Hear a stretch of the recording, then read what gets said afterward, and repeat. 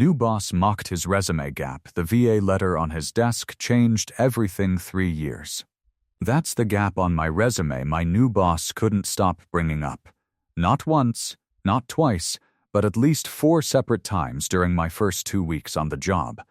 Always in front of somebody, always with the same faint, knowing smile that suggested she'd already decided exactly what kind of man leaves a 3-year hole in his work history and never bothers to explain it. My name is Derek Coleman. I'm 36 years old. I have an 8-year-old daughter named Zoe, who is the entire reason I get out of bed every morning, and for 3 years between my last military deployment and the day I walked into Kirkland Logistics for my first day of work, I was not, as my new boss seemed determined to imply to anyone within earshot, sitting on a couch, avoiding responsibility. I was in and out of Walter Reed and 2 other VA facilities, going through the 4th and 5th surgeries on a leg that an I'd had done its level best to take from me outside a town in Afghanistan. I still don't say out loud if I can help it. And then spending the better part of a year after that, learning to walk on it again well enough to chase my daughter around a backyard. I grew up in a small town in central Ohio, the son of a machinist and a school secretary. The kind of steady, unremarkable childhood that gives a person very little advance warning about the kind of life waiting for them later. My father worked the same factory floor for 31 years, never once complaining about the monotony of it. And I learned more from watching him show up early and leave late without ever once making a production of it than from anything anyone ever told me directly about the value of quiet, consistent work. He used to say that a man's word and a man's attendance record were the 2 things nobody could ever take from him if he simply refused to let them go. I've carried that lesson with me longer and more usefully than almost anything I picked up in 11 years of formal military training. I enlisted in the Army at 19, restless in the way a lot of young men from small towns are restless, wanting something larger than the life my hometown seemed prepared to offer me.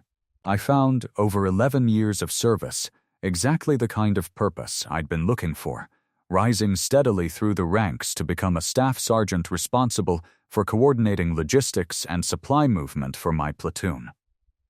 Work that suited my particular kind of methodical, detail-oriented mind better than almost anything I'd ever done before. I deployed 3 times over those 11 years, and each deployment taught me something about the specific discipline required to keep an operation running smoothly when the margin for error is measured in lives rather than missed deadlines. I learned to track fuel, ammunition, food, and equipment across dozens of moving pieces simultaneously, to anticipate shortages before they became crises, to build redundancy into every plan, because the desert has a way of destroying even the most carefully laid schedule without warning. My commanding officers trusted me with increasingly complex logistics challenges as the years went on, and I found, somewhat to my own surprise, that I had a genuine gift for the work, not the kind of gift that gets you medals or headlines, but the quiet, essential competence that keeps everyone else able to do their jobs because the supplies they need simply show up where and when they're supposed to. I didn't put any of that on my resume. Some men wear their service on their sleeve, and I understand why, and I respect it completely. I've just never been built that way. I've always believed a man's work should speak for him, that competence proves itself over time without needing a backstory attached to justify it, and for 11 years in the Army and the 18 months I'd already spent in the civilian workforce before Kirkland Logistics, that philosophy had served me just fine. It stopped serving me the moment Vanessa Kirkland decided that a 3-year gap in my employment history was a character flaw worth commenting on in front of my new coworkers, repeatedly, until a letter sitting on my desk one Thursday afternoon finally told her the story I'd never once volunteered. Kirkland Logistics is a mid-sized regional freight and warehouse management company. Family founded 3 decades earlier by a man who built it on the kind of steady, unglamorous reliability that keeps a company alive for 30 years without ever making headlines. I'd been hired as an operations coordinator, a role that suited me well: logistics, scheduling, the careful, methodical work of making sure 100 moving pieces arrived where they needed to be on time. Which is, when you get right down to it, not so different from the kind of work I'd done coordinating supply and movement for an entire platoon a lifetime ago. My interview had gone well. The hiring manager, a decent, unhurried man named Phil Ostrowski, who ran operations before his retirement 6 months later, had asked me one direct question about the Gap family situation. Or something else? And I'd told him, honestly but without elaboration, that I'd been recovering from a service-related injury, and Phil had nodded, said that explained plenty, and never once brought it up again. He'd hired me on the strength of my actual qualifications and the reference letters from 2 former commanding officers who'd described, in language considerably more generous than I'd have used about myself, exactly the kind of employee I was likely to be. My mornings with Zoe run on a schedule I've built with the same careful precision I bring to most things. 5:45, up, coffee started before I've even fully woken up myself. 6:15, Zoe up. And this is the one stretch of the morning where I let the schedule bend a little. Because she likes to spend the first few minutes of every day narrating whatever dream she just climbed out of, sprawled sideways across her bed with the particular dramatic flair only an 8-year-old can bring to a plot involving, more often than not, some combination of dragons and her own stuffed animals. 6:45, breakfast together, her lunch packed the night before, because mornings never leave enough room for that particular task. 7:20, out the door, Zoe chattering the whole drive to school about whatever's on her mind that day. Me listening with the particular full attention I've worked hard to bring to those short car rides, understanding that they're some of the only truly uninterrupted minutes we get most weekdays. Evenings on the nights, Zoe stays with me, mean dinner together at the kitchen table, homework spread out while I cook. The two of us working through whatever the day handed each of us in an easy, unhurried back and forth that I've come to treasure more with every year that passes. Weekends mean a slower rhythm entirely Saturday mornings at the small diner 2 blocks from my house, the same booth every time. Zoe ordering the same chocolate chip pancakes she's ordered since she was old enough to talk.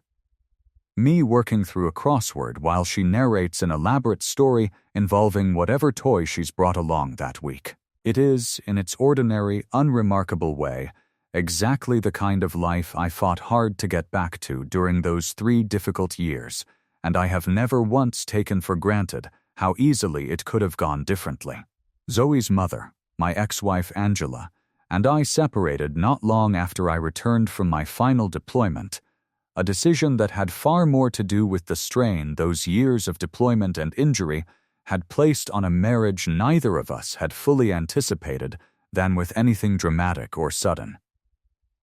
We had married young, both of us barely into our 20s, and the marriage had weathered 2 prior deployments reasonably well before the 3rd one, and the injury that followed it asked more of both of us than either of us had the tools to give at the time.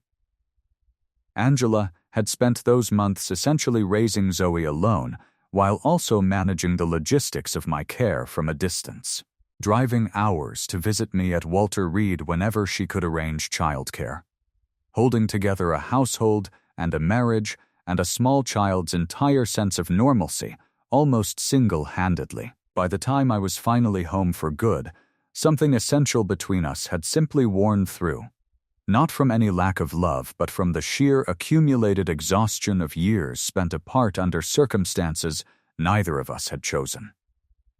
We share custody amicably, and Zoe splits her time between our 2 houses without much friction, though the bulk of the recovery, years the surgeries, the physical therapy, the long stretches where I genuinely wasn't sure how much of a father I'd be able to be to her physically, happened during a period when Angela had, generously and without complaint, taken on considerably more than her fair share of parenting so that I could focus on getting well enough to be fully present again.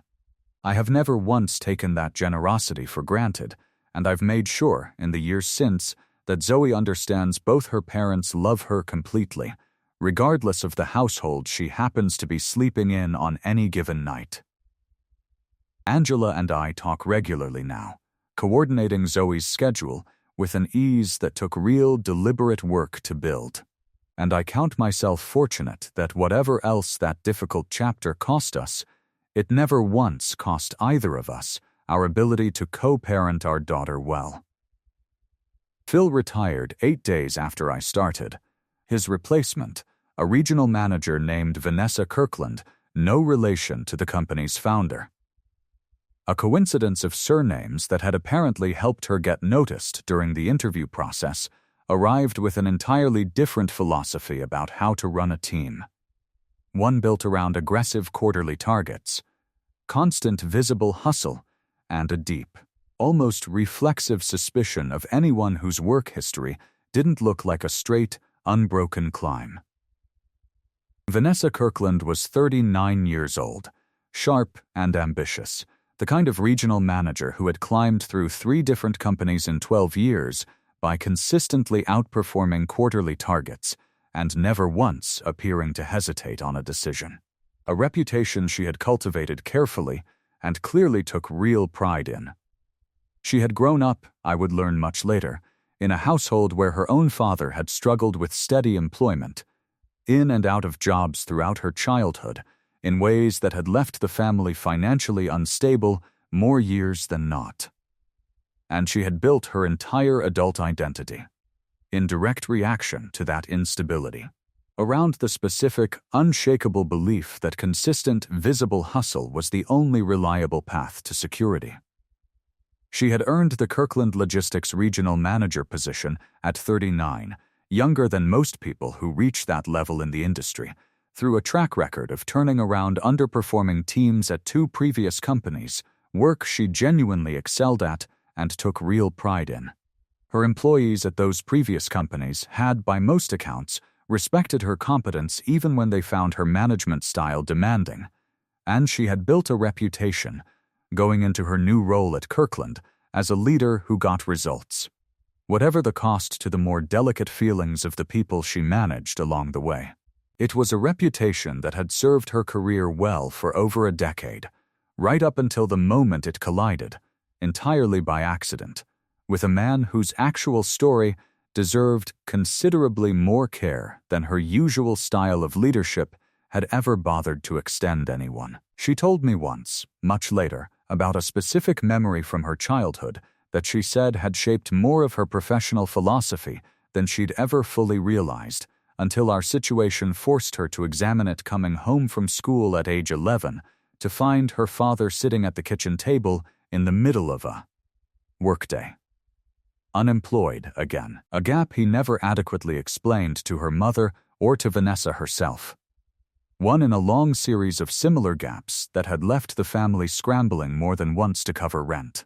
She had grown up equating unexplained gaps with instability, with a kind of quiet family shame she'd spent her whole adult life running from, and she had simply never once stopped to consider that other people's gaps might carry an entirely different, considerably more honorable story behind them. A gap in someone's resume, to Vanessa, wasn't a neutral fact requiring context. It was a warning sign, the exact pattern she had spent her whole life training herself to recognize and avoid, and she had never once paused to consider that the pattern might sometimes mean something entirely different than what her own childhood had taught her to assume.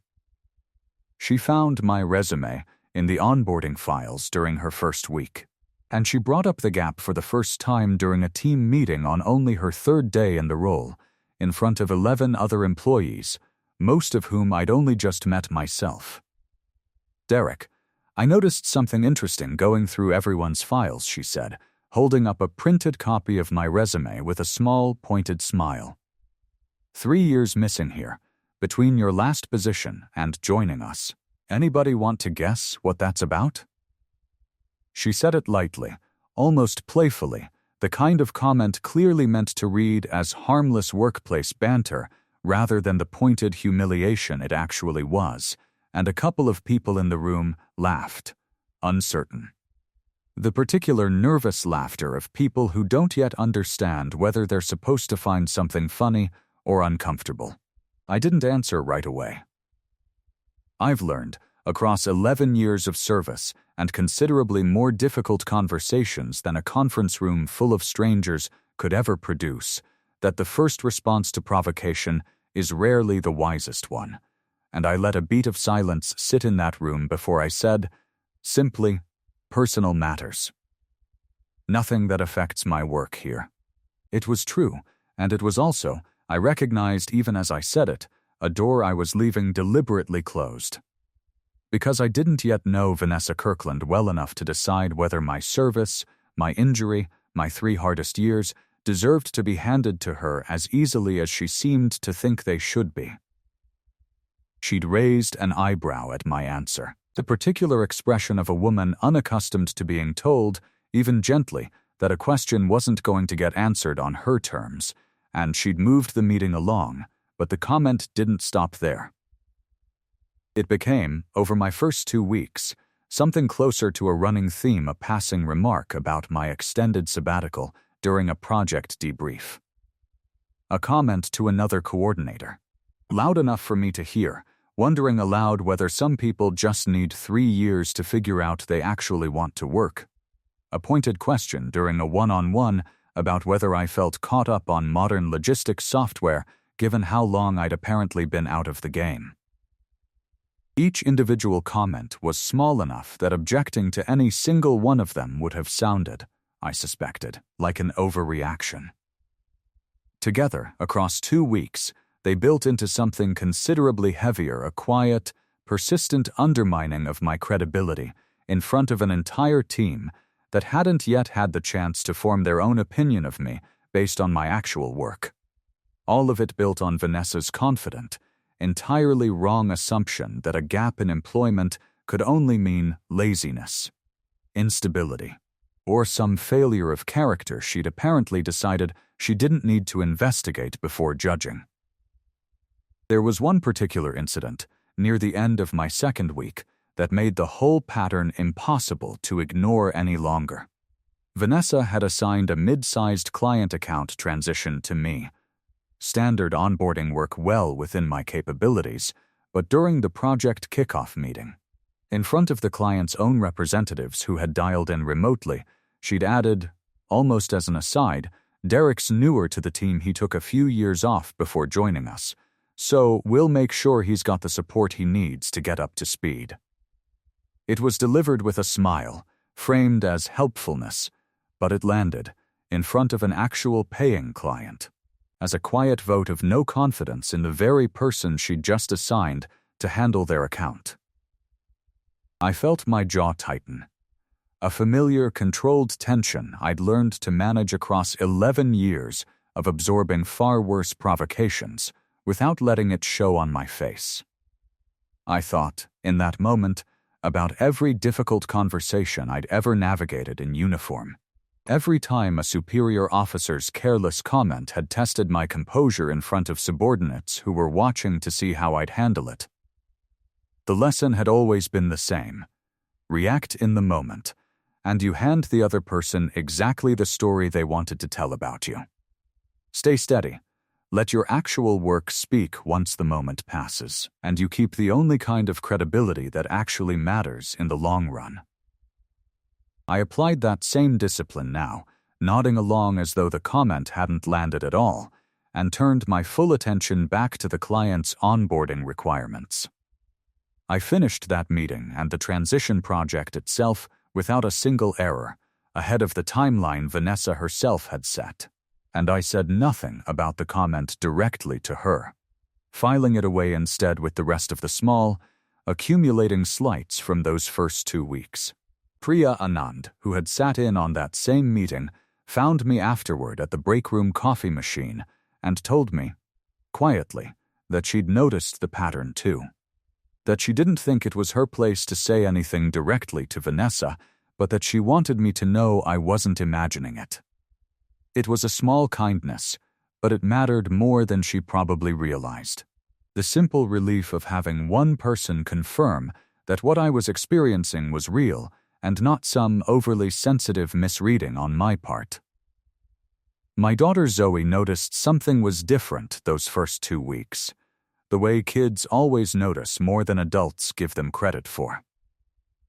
I'd come home more tired than the work itself should have accounted for, quieter at dinner, distracted during her usual detailed narration of her school day. She asked me once, direct in the particular unfiltered way 8-year-olds ask hard questions, whether my new job was not going good, and I told her, honestly, that it was an adjustment. That new jobs always took some time to settle into, careful not to hand my daughter a burden that belonged to me and not to her. What Zoe didn't know, and what I hadn't yet told anyone at Kirkland Logistics beyond that single honest sentence to Phil Ostrowski, was the actual shape of those 3 missing years. The Ide had caught my convoy on a routine supply run, a blast that shattered my left tibia and fibula so severely that the surgeons at the first field hospital weren't fully confident, in the initial hours, that I'd keep the leg at all. I did keep it, through 5 separate surgeries over the following 2 years: bone grafts, hardware placement, hardware removal. A stubborn infection that set my recovery back nearly 4 months on its own, and through a full year of physical therapy after that, relearning, essentially from scratch, how to walk, how to stand for long periods, how to trust a leg that had once very nearly been taken from me entirely. I remember the specific, grinding tedium of that recovery more clearly than I remember almost anything about the blast itself, which has always struck me as one of the stranger features of surviving something like that. The dramatic moment fades faster than the months of unglamorous, repetitive work that come after it. I remember a physical therapist named Gail, patient and relentlessly encouraging, walking me through the same handful of exercises hundreds of times over, celebrating tiny, incremental progress that would have been invisible to anyone not watching as closely as she was. I remember the first time I managed 10 steps without the walker, a milestone that felt, in the moment, more significant than almost anything I'd accomplished in 11 years of military service, precisely because it had cost me so much more effort to achieve. Gail used to tell me, on the hardest days, that recovery isn't a straight line. That some weeks would feel like genuine progress, and others would feel like sliding backward for no discernible reason, and that both kinds of weeks were simply part of the same slow, necessary process. I've carried that lesson with me well beyond physical therapy, applying it, more than once, to plenty of other hard things life has handed me since. Zoe was 5 when the injury happened, too young to fully understand what was going on beyond the fact that her father was gone for a long stretch and then came home different, moving slower, needing help with things he'd never needed help with before. She adapted the way small children often adapt to hard things, with a kind of matter-of-fact resilience that both amazed and quietly broke my heart. Learning early on which of my bad days meant she should bring me my cane without being asked. Developing an instinct for exactly how much energy I had left in a given afternoon before either of us had to say a word about it out loud. I don't talk about it much, not because I'm ashamed of any part of it, but because the story, once you actually tell it, tends to take over every conversation it enters, and I've never wanted my daughter or my coworkers or really anyone in my daily life to see me primarily through the lens of what happened on that road, instead of through the lens of who I actually am now, on the other side of it. I earned a Purple Heart for that injury, a small case I keep in a drawer at home that Zoe has looked at exactly twice in her life, both times with the same serious, careful curiosity, both times accepting my brief, age-appropriate explanation without needing more than that. Vanessa Kirkland knew none of this, and worse, she'd never once actually asked. She had built an entire narrative about my character out of a blank space on a piece of paper, and she was running her management of me almost entirely off that narrative, rather than off anything I'd actually done since walking through Kirkland Logistics' front doors. It came to a head, in its own quiet way, on a Thursday afternoon in my 3rd week. Over a VA appointment reminder letter I'd left sitting on the corner of my desk that morning, tucked half under a stack of shipping manifests, forgotten in the ordinary rush of getting Zoe to school and myself to work on time. I'd stepped away from my desk for a mid-afternoon meeting in the conference room down the hall. One of the recurring project check-ins Vanessa had instituted since taking over, and while I was gone, she'd come by my workstation looking for a specific shipping document she needed for a call with a client.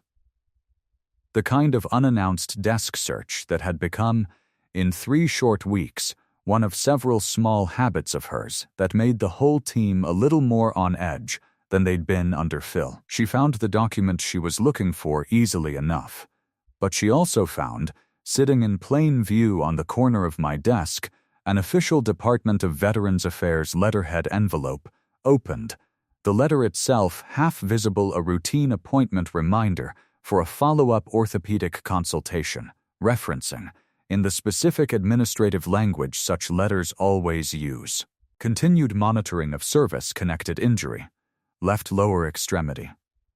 She would tell me later, once the whole situation had finally worked itself out, that she'd stood there at my desk for a long moment, reading and rereading those few lines, feeling something shift and rearrange itself inside her with an unpleasant sinking speed. Service-connected injury. Continued monitoring, the specific administrative phrasing of a letter that had nothing to do with laziness, nothing to do with somebody who'd simply needed 3 years to figure out they wanted to work, and everything to do with a man who had very nearly lost a leg in service to his country and had spent 3 of the hardest years of his life fighting, quite literally, just to walk normally again. She told me, in the fuller conversation we had weeks later, once enough trust had rebuilt between us for her to be that honest, that her mind had gone immediately to every single comment she'd made over the previous 3 weeks, replaying each one in rapid, mortifying succession, the interesting gap comment in front of the whole team, the extended sabbatical remark during the project debrief, the client call where she'd all but announced to a paying customer that I needed extra support to catch up. Each memory, she said, had landed with a fresh, specific wave of nausea as she understood, all at once, exactly what those comments had actually been aimed at, without her knowledge, not laziness, not instability, but a man who had nearly died, or at minimum nearly lost a limb, defending the same country she'd built her entire comfortable career inside of without ever once having to make a comparable sacrifice herself. She had also thought, standing there at my desk, about her own father, about the resume gaps that had punctuated his own inconsistent work history throughout her childhood, and about the specific, defensive shorthand she'd built her whole professional identity around as a direct reaction to that instability. For the first time in longer than she could remember, she told me she'd questioned whether that shorthand gap equals red flag, always, without exception, had ever actually been fair to anyone she'd applied it to, or whether it had simply been a wound of her own dressed up as professional judgment. I came back from my meeting to find Vanessa standing near my desk, the shipping document she'd come for held forgotten in one hand, her expression entirely different from anything I'd seen from her across 3 difficult weeks, not the confident, faintly amused superiority she usually carried, but something considerably more uncertain, almost stricken. "Derek," she said, and her voice had lost its usual brisk efficiency. "I need to apologize to you. I think I owe you a considerably bigger apology than I know how to give properly right now, but I need to start somewhere." I glanced at my desk, understanding immediately, with a specific, quiet clarity, exactly what had happened. Exactly what she must have seen sitting there in plain view. I felt, for a moment, The old instinct to close the conversation down quickly, to deflect the way I'd deflected every question about that gap for 3 straight weeks. But something in her face, genuine, unguarded distress rather than performed contrition, made me decide, standing there in that quiet office, that this particular moment deserved something more honest than my usual careful reserve. "You saw the letter," I said. "It wasn't a question." "I did," she admitted. "I wasn't looking for it, I was looking for the Ferguson shipping manifest, but it was right there, and I read enough of it before I realized what I was reading that I couldn't exactly unsee it." Service-connected injury. I've spent 3 weeks making comments about a 3-year gap that I now understand was you recovering from something that could have killed you, or at minimum could have cost you your leg permanently, and I did it in front of your whole team, more than once, without ever once asking you a single real question first. I considered how to answer that for a moment. Weighing. The way I weigh most difficult conversations, exactly how much of the full story this particular moment actually called for. On a supply route, I told her plainly, 5 surgeries over 2 years to save the leg. A year of physical therapy after that to actually walk on it properly again. I don't put it on my resume because I don't want a job offer or a coworker's opinion of me, built primarily around what happened to me instead of what I can actually do. I wanted this job because I'm good at logistics, not because I survived something hard. Those felt like 2 separate things to me, worth keeping separate. Vanessa was quiet for a long moment, processing that, her earlier confident bearing entirely gone now, replaced by something considerably more humbled. "I think I understand that," she finally said. "I still don't think it excuses what I did. I built an entire opinion of your character off a blank space on a piece of paper, and I never once considered that the blank space might be covering something I had absolutely no right to joke about in front of a room full of people. That's a genuinely terrible way to manage anyone, let alone someone who's already given more to this country than I'll probably ever fully understand." "I appreciate you saying that," I told her. "Honestly, for what it's worth, most people who make that kind of mistake don't ever get around to admitting it as directly as you just did." "I need to do more than just admit it," Vanessa said. "I need to fix what I did in front of the team too. That doesn't get fixed by a private conversation between the 2 of us." She was true to her word. The following Monday, at the same team meeting where she'd first made her comment about my interesting resume gap 3 weeks earlier, Vanessa opened the meeting not with quarterly targets, but with a direct, unflinching acknowledgement to the entire team that she'd made a serious error in judgment regarding a colleague, that she'd made assumptions about a resume gap without ever asking the person involved a single respectful question, and that the gap in question had in fact represented years of genuine sacrifice and recovery that deserved considerably more respect than the jokes she'd made about it. "I want to be direct about this," she told the room, standing rather than sitting. The particular posture of someone who understood this moment required more than a casual mention. 3 weeks ago, in this same room, I made a comment about Derek's resume that I framed as harmless. It wasn't harmless. I made assumptions about his character based on a gap in his employment history, and I repeated that mistake more than once since, in front of several of you, without ever once asking him directly what that gap actually represented. I've since learned that assumption was badly, seriously wrong, and while the specifics aren't mine to share, I want every person in this room to understand that I owe Derek a genuine apology. And that, going forward, I'm committing to asking real questions before I ever again let myself draw conclusions about somebody's history without their input. She didn't share the specific details of my injury that wasn't hers to share, and she understood that clearly, but she made the correction plainly enough that every single person in that room understood exactly what kind of mistake had been made, and exactly who deserved an apology for it. I hadn't expected the public correction, and I found myself sitting in that conference room watching Vanessa deliver it, feeling something loosen in my chest that I hadn't fully realized had been tight for 3 straight weeks. It is one thing to receive a private apology. It is another thing entirely to watch someone stand in front of a room and correct, publicly, the exact same room where the original harm was done, understanding, as she did it, that public wrongs sometimes require public corrections to actually finish healing. The team's attitude toward me shifted almost immediately after that. In the small, cumulative ways these things always shift, a colleague named Priya Anand, who ran the warehouse scheduling desk 2 rows over and had been polite but distant during my first 3 weeks, started actually stopping by to ask my opinion on scheduling conflicts. The kind of ordinary professional respect that had simply been missing before.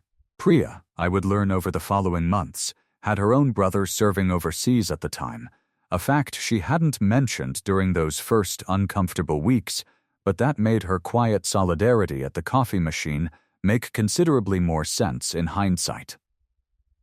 She became, over time, one of the people at Kirkland Logistics I genuinely trusted.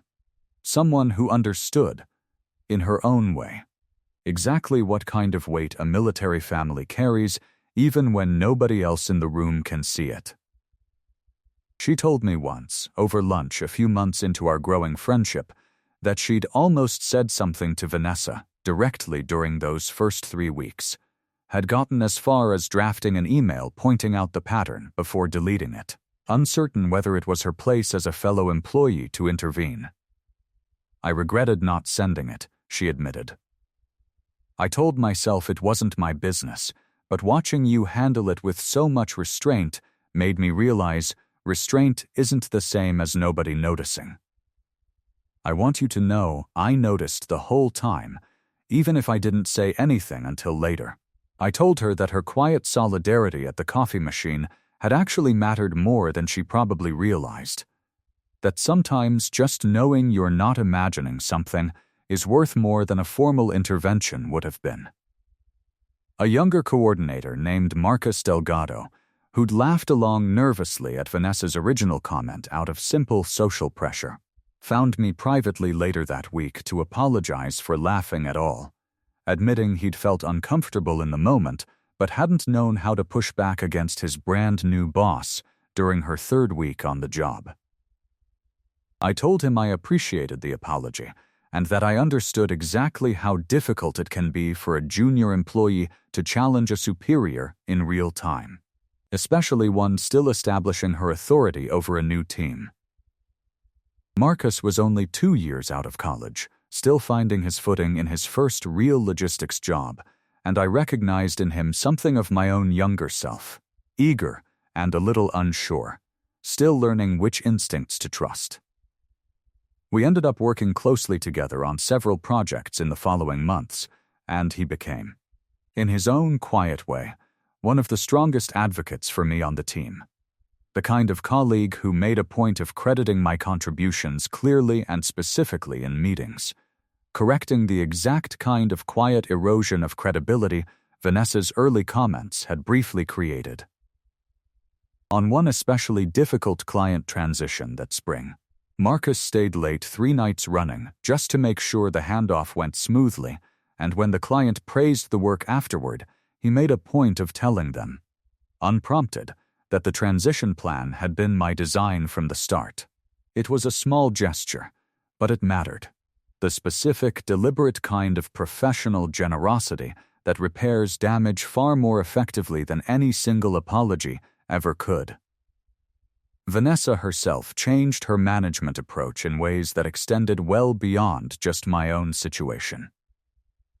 She started, in the weeks that followed, opening one-on-ones with a genuine question rather than an assumption, asking about circumstances rather than guessing at them, building, slowly, a considerably more respectful working relationship with every member of her team, not just with me. I watched that shift play out directly a few months later, when a new hire on our team, a woman named Teresa Vance, showed up late for her second week running, a pattern that would have drawn one of Vanessa's old pointed comments without a second thought a few months earlier. Instead, Vanessa pulled her aside privately, asked, plainly and without judgment, whether everything was all right, and learned that Teresa's mother had just been diagnosed with early-stage dementia, and Teresa was scrambling to arrange care before and after her own work hours. Vanessa worked with HR to adjust Teresa's schedule temporarily, a solution that never would have emerged from the old pattern of public assumption and quiet punishment. I mentioned it to Vanessa once, telling her I'd noticed the difference, and she told me, simply, that she thought about that VA letter on my desk more often than I probably realized, that it had become something like a permanent check against her own worst instinct to judge first and ask questions later. She told me once, a few months later, over a genuinely warm conversation about an upcoming project, that the moment she'd read that VA letter on my desk had fundamentally changed something in how she approached managing people generally. That she'd carried a certain confident, judgment-first style through most of her career and had never once been forced to fully reckon with the cost of it until that particular Thursday afternoon. I used to think being decisive meant not wasting time asking too many questions, she told me. I've come to understand that decisive and respectful aren't actually opposites. You can move fast and still take the 2 extra minutes to ask somebody their actual story before you decide what it means about them.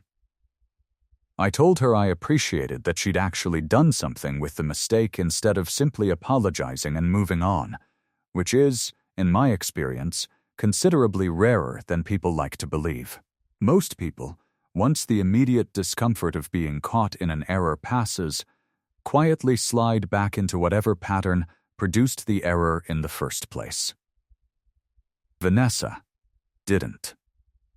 Whatever else I came to think of her management style in the months that followed, I never once saw her make that particular mistake again. With me, or with anyone else on the team. I told Zoe about the whole situation eventually. One evening while we worked through the dishes together after dinner, the particular unhurried rhythm of an ordinary chore that has always seemed to make room for the harder conversations between us more naturally than sitting down formally ever could. I'd learned, over years of raising her mostly solo through some genuinely difficult stretches, that Zoe opens up more easily and listens more carefully when her hands are occupied with something simple rather than when she feels like she's being sat down for a talk. I told her about the whole situation eventually, once enough time had passed that I could tell it to her the way I try to tell her most hard things plainly, without excessive weight, trusting her to handle more of the truth than most adults assume an 8-year-old can handle. She listened to the whole account, from the original comments through the VA letter through Vanessa's public correction, with the same serious attention she brings to most things I tell her that feel important, and when I finished, she asked me the question that has stuck with me longer than almost anything else about the whole situation. Why didn't you just tell everybody at the beginning? About your leg, I mean. It would have stopped the mean comments right away. I thought about how to answer that honestly, the way I think about most of the harder questions my daughter asks me, because I don't want people to be nice to me only because they feel sorry for what happened, I told her. I want them to respect my actual work first, and then, if they ever need to know the rest of the story, I want to be the one who decides when and how to tell it. Vanessa made a mistake because she decided she already knew my story without asking. But I also want you to understand, Zoe, sometimes even good, careful choices, like keeping something private, can leave room for somebody else to fill in the wrong story. That's not really my fault, and it's not really a reason to change how I handle things. It's just a risk that comes with valuing your privacy, and I've decided, most days, that risk is still worth it to me. Zoe considered that with the particular seriousness she brings to most of the ideas I hand her that feel bigger than 8 years old, usually has to manage. "I think I understand," she finally said. "I think I'm glad Vanessa figured it out, though, even if it took her a while." "Me too," I told her. "Better late than never. On most things that matter." 6 months into my time at Kirkland Logistics, I was promoted to Senior Operations Coordinator, a role Vanessa recommended me for personally, citing, in the formal write-up she submitted to the company's leadership, not just my technical competence, but the specific, steady leadership I'd brought to 2 major client transitions that quarter the same careful, methodical discipline. Though she never said so directly in the paperwork, that I'd first built coordinating logistics for an entire platoon on the other side of the world, a skill set that had simply been waiting, the whole time, for someone to actually look past a blank space on a resume long enough to notice it. She told me about the promotion in person rather than through an email, calling me into her office and closing the door, a small gesture of respect I noticed and appreciated. "I wanted to tell you myself," she said, "and I wanted to say something else while I have the chance. This promotion isn't an apology gift. I want to be clear about that. You earned this through 6 months of genuinely excellent work I've watched closely enough now to actually understand, rather than guessing at from a resume. But I also want you to know that watching you do that work, knowing now what those 3 years actually cost you, has been one of the more humbling professional experiences of my career. Thank you for giving me the chance to learn that the hard way instead of writing me off entirely, which you'd have had every right to do." I told her I appreciated that, and that I'd decided, somewhere around week 4, that a person who corrects a mistake that thoroughly and that publicly deserves the chance to keep proving they've actually changed, rather than being permanently defined by the worst 3 weeks of their management style. I still don't put those 3 years on my resume. Not because I'm hiding anything anymore, but because I've decided the omission was never really the problem. The problem was always a system, and sometimes a person, too quick to fill an unexplained gap with the least generous story available rather than simply asking. I've come to believe that most people, given the choice, would rather ask a real question than guess wrong and cause harm they didn't intend. Vanessa Kirkland proved that to me, eventually, in the most direct way possible by getting it badly wrong first, and then doing the considerably harder work of making it right, publicly, completely, and without excuse. Zoe asked me, that same evening at the sink, whether she could see the Purple Heart again, the small case I keep in a drawer in my bedroom that she's looked at only twice in her life. I brought it out afterward, and we sat together at the kitchen table while she held it carefully in both hands, tracing the edge of the ribbon with one finger the way she'd done the first time I ever showed it to her, years earlier. "Does it still hurt?" she asked. "Your leg, I mean." "Some days," I told her. "Not as much as it used to. Mostly it just reminds me, when the weather changes, of everything it took to get back to being your dad the way I wanted to be." "I'm glad you got back," Zoe said, simply, handing the case back to me with the same careful attention she'd given it a moment before, and I found, sitting there with my daughter in our quiet kitchen, that those 4 small words carried more weight than almost any of the corrections or promotions or public apologies that had followed my 3 difficult weeks at Kirkland Logistics. Whatever else that whole situation had cost or given me, this an ordinary evening, dishes half done, my daughter's hand briefly on mine was the thing I'd actually fought those 3 years to get back to, and it had been worth every single one of them. Later that same evening, Zoe asked me whether I was still angry at Vanessa for those first 3 weeks. I told her the truth, the same truth I've come to hold about most of the harder things I've carried in my life. "I was angry for a while," I said, "but holding on to that anger past the point where it's teaching me anything useful just costs me energy I'd rather spend on you and on the work I actually enjoy doing." Vanessa made it right. That matters more to me than however long it took her to get there.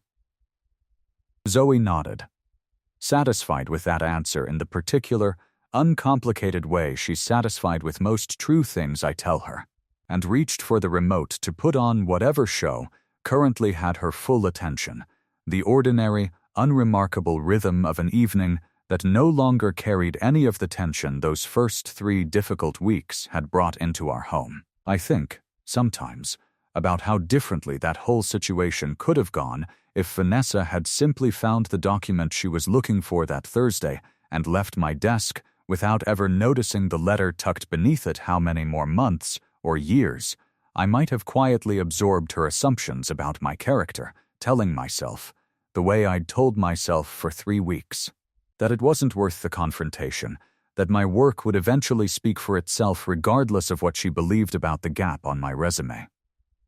I don't know that it would have. Sometimes silence just gets mistaken for confirmation, the longer it's allowed to sit unchallenged.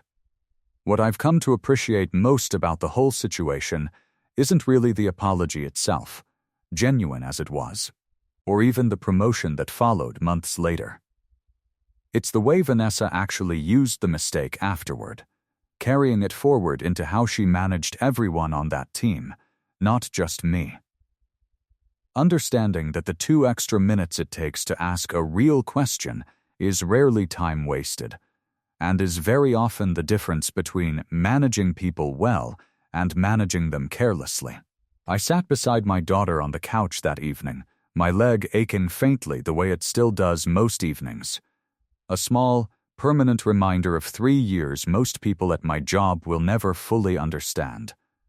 And found myself watching my daughter laugh at something on the screen, entirely at peace with exactly how much of that story I choose to tell, and exactly how much I choose to keep quietly, privately, my own.